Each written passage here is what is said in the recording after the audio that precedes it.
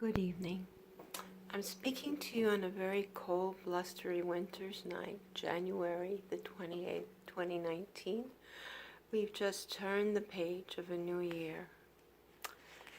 And hopefully we will be able to accomplish the many soul-searching gifts that we are looking for. From my prior video, if you will recall, my name is Alina, and I visited the Anne Frank house back in the 90s. And upon departing from the Anne Frank house, many messages and all kinds of information through a process known as automatic writing came through to me. In the first video that I did, it was called Part 1 of the 12 Commandments. One of the many pieces of insight and writing that came through was called the 12 Commandments. And if you had seen my first video, you would know that in the 12 Commandments, I covered the first 3. The first one speaks about speaking the truth, how vital, how critical it is to speak truth from our hearts, our souls, our minds, our beings. And in order to be able to speak the truth, it is also vital to actually seek it, to go out and find what is the truth. What are the universal truths that guide each and every one of us and propel the creation known as humankind? And the third, equally important, commandment of the first 3 was to feel your pain and to let it go. In other words, feel the entirety of the pain within your soul, your being, your heart, and then acknowledge and release its content, because while pain is uncomfortable and we've been taught to avoid it, to put on a happy face, to do anything but feel its impact, pain is in fact the gift that enables, once we feel it in its entirety, enables us to feel compassion. And compassion is the bedrock of being able to feel true love. And so now, this evening, I will continue with the next of the 12 commandments. The 4th commandment is to acknowledge your needs.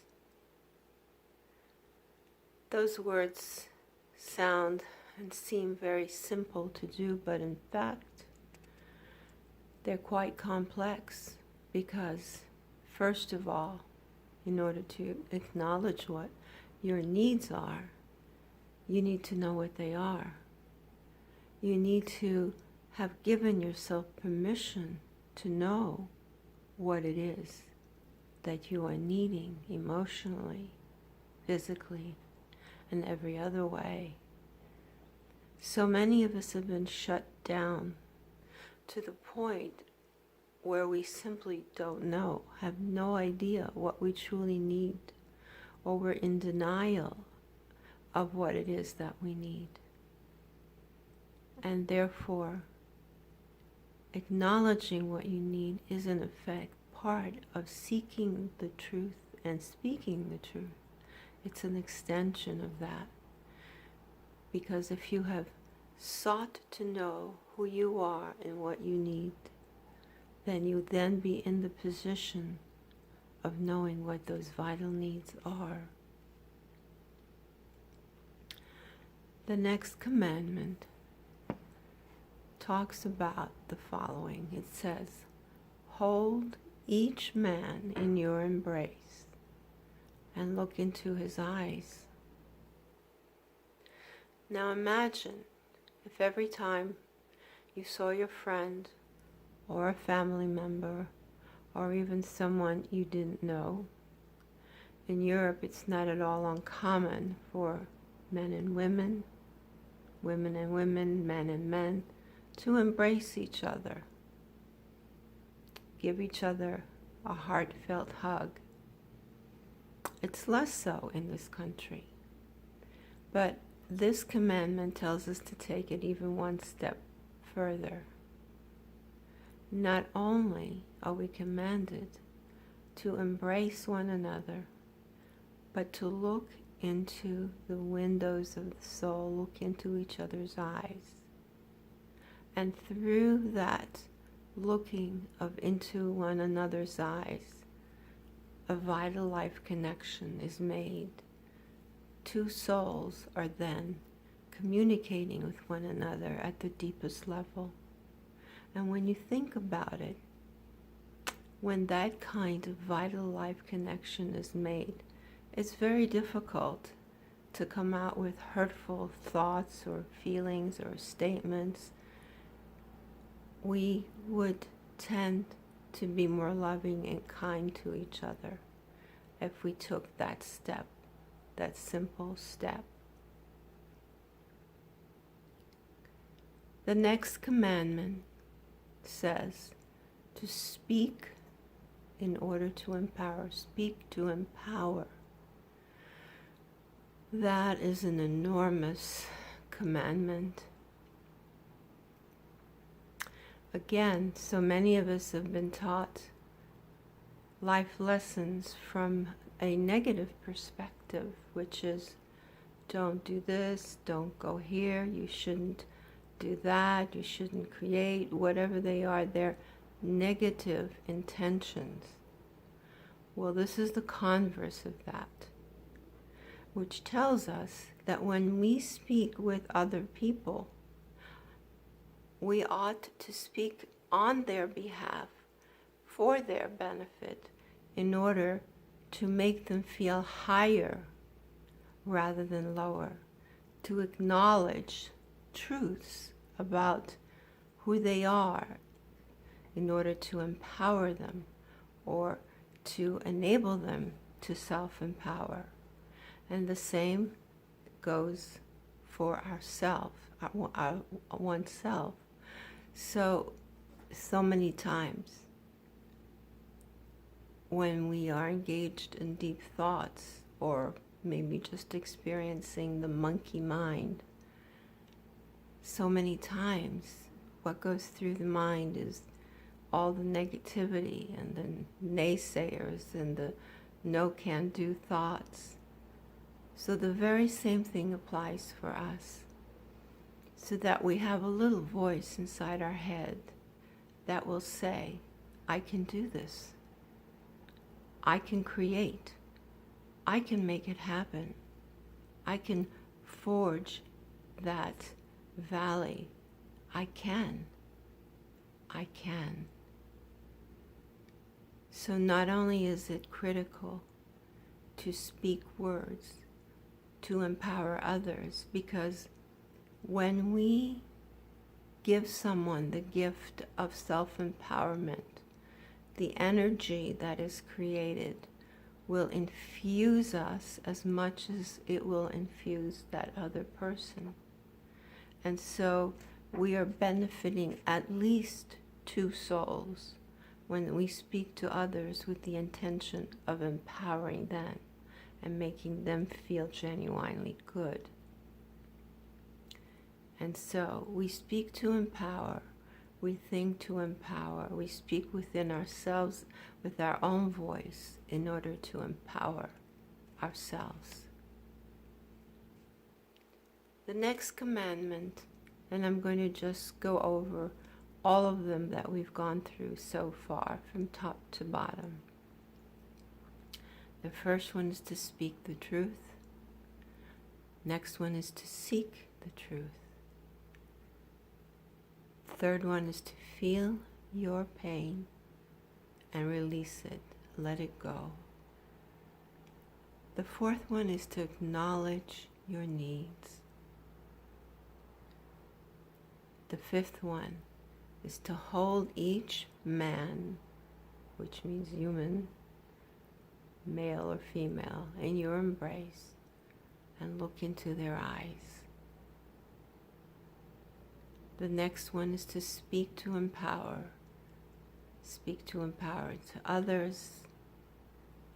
Have a voice within our own head that speaks to us to empower us every step of the way. After that, the next commandment is to be vulnerable.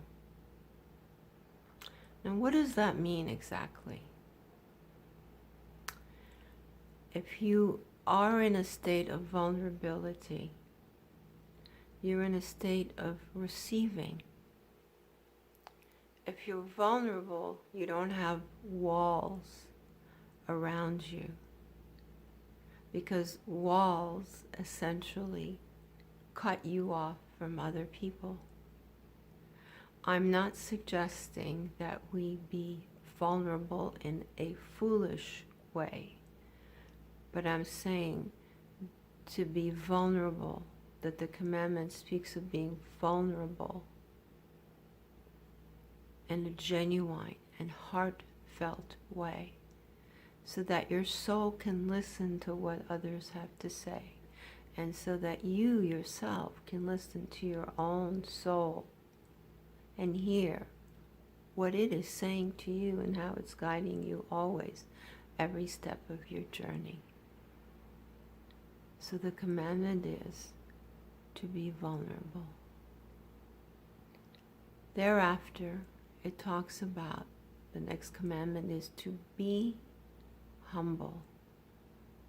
How critical and important is that? What's the opposite of being humble? The opposite of being humble is being in ego.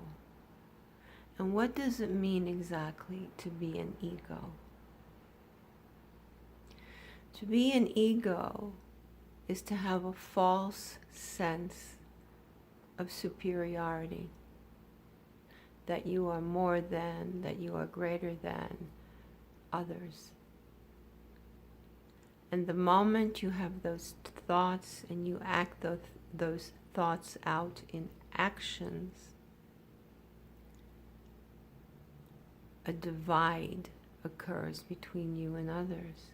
You separate, you move away from, rather than moving towards any emotional connection. So when you remain in a state of genuine humility and humbleness, you leave yourself open to receiving whatever the human experience has to offer, whether that has to do with connecting with other people, whether that has to do with simply being able to receive in the joy, the beauties of any given day, and the bounties and the blessings, and we all have so many blessings to be grateful for. Whether it means any or all of those things, being in a state of humbleness or humility will enable you to then open up and receive all the blessings that are before you at any given moment. The next commandment says, judge no man. As the saying goes, unless we've walked a mile in someone else's shoes, unless we know how they've journeyed, where they are emotionally, spiritually, physically at any given moment, or what their life purpose is, we don't know any of these things for the most part. Judging someone, anyone, is yet another way of creating a wall, a barrier between yourself and that other person or those other people. And the moment you create the barrier, you essentially are putting yourself in the position of being isolated in one form or another, and also of not being able to receive any truths, uncomfortable or otherwise, which may or could flow from those that you're choosing to judge. And judgment is another way of pronouncing that you are greater than, or better than, or more than someone else. And the fact of and the truth of the matter is, we are not better than anyone, or greater than anyone. Our souls were all created in the same image. Our souls are the connectors to the great Creator. Our souls are the equality, they are the equality that binds us all together.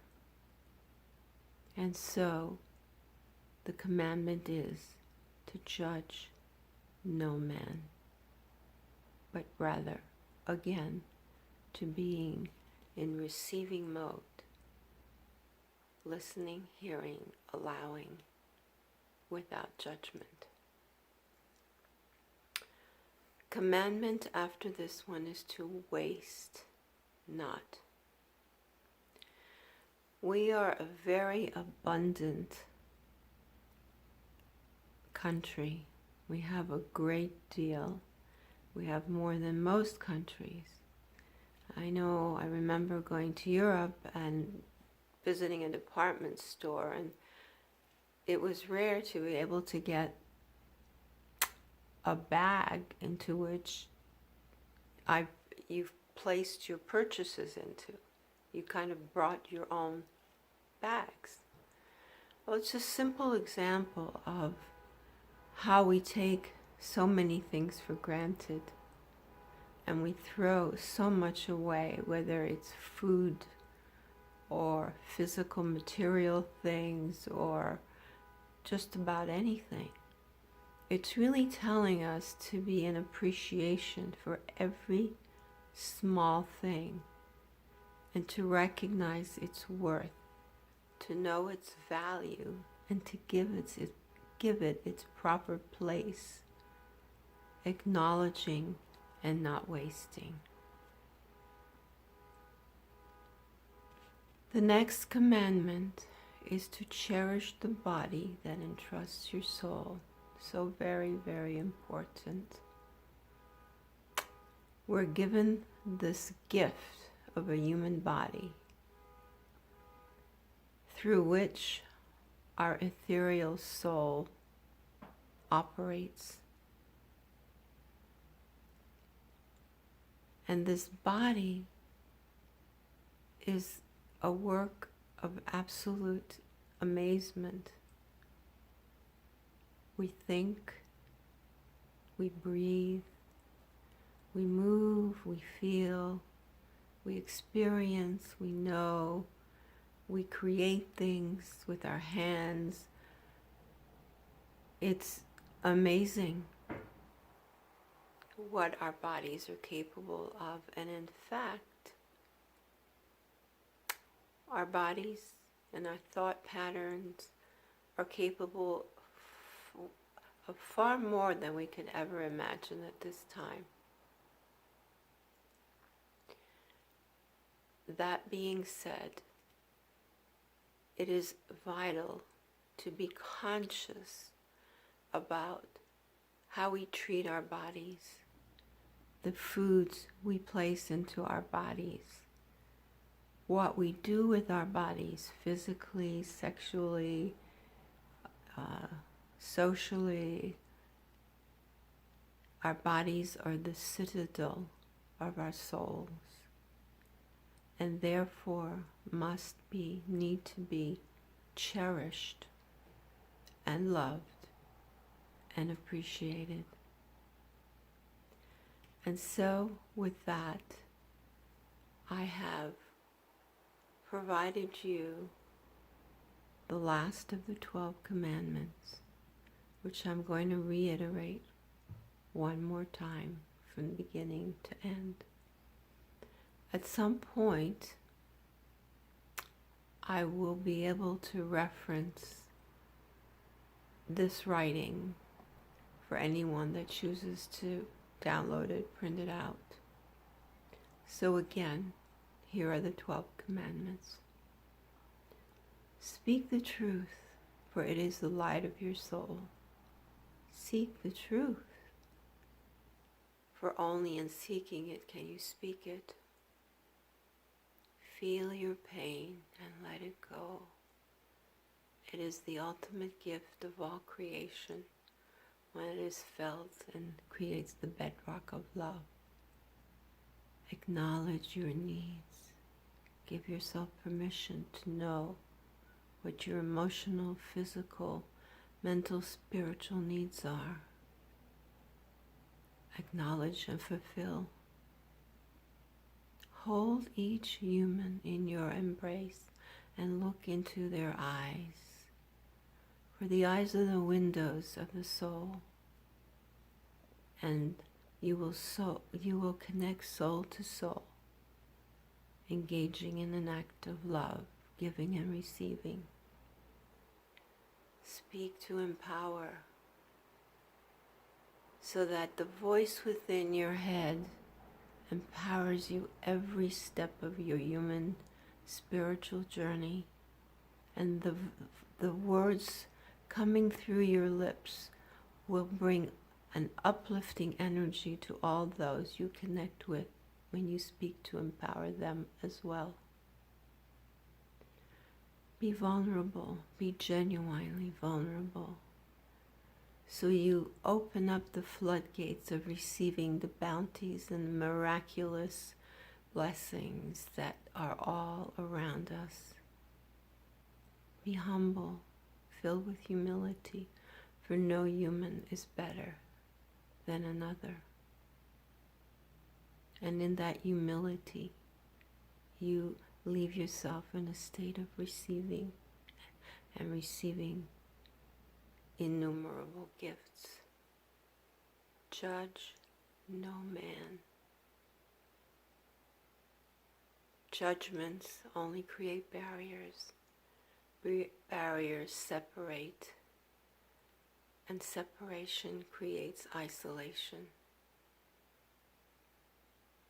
Judge no man, but simply be in a state of openness and receiving without judgment. Waste not. We have been given so much on this planet, in this country, beyond imagination. Cherish everything, all there is. Acknowledge the beauty of all you have been given, and waste not. Cherish the body that entrusts your soul.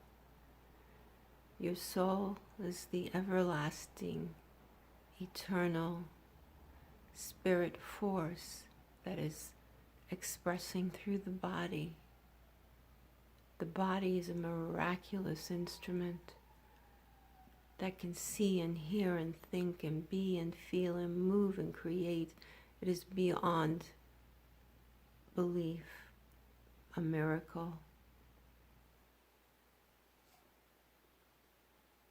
So trust, cherish, and trust the body that entrusts your soul. Cherish it every step of the way. And the very last commandment is to pray. It's been shown that when groups of people direct their energetic life force towards a person, a situation, an event, that prayer is an enormously powerful energy force that can change and mold and create greatness. So the last commandment is to pray. And so I leave you with these 12 commandments. And I give you all my blessings for a good night.